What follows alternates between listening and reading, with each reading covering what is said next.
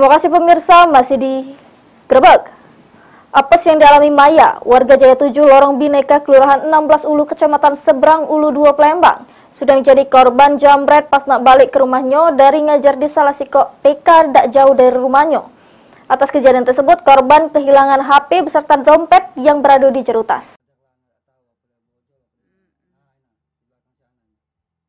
Maya, 48 tahun, warga Jalan Jaya 7 Lorong Bineka, Kelurahan 16 Ulu, Kecamatan Seberang Ulu 2, Palembang.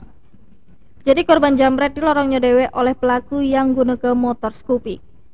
Menurut keterangan korban yang ditemui di rumahnya, mengungkapkan kejadian tersebut terjadi pas dia nak balik ke rumah sesudah mengajar di salah siko TK tak jauh dari rumahnya. Modus yang dilakukan pelaku datang dari arah Buri, langsung mepet dirinya, narik tas dan langsung tancap gas lari ke diri. Untuk ciri-ciri pelaku, guna ke motor Scoopy warna abu-abu dan pakai baju putih. Atas kejadian tersebut, korban kehilangan siko tas yang berisi ke HP sama dompet dengan kerugian 4,5 juta rupiah.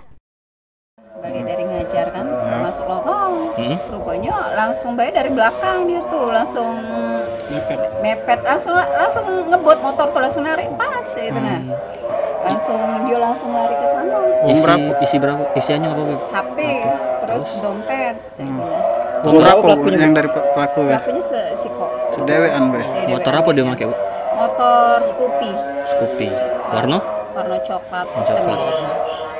Pakai abu ya? Coklat abu. Pakai masker dia. Kejadian penjambretan yang dialaminya sudah dilapor ke korban ke Polsek Seberang Ulu 2, Palembang dan berharap pelaku cepat ditangkap. Heru Wahyudi, PAL TV.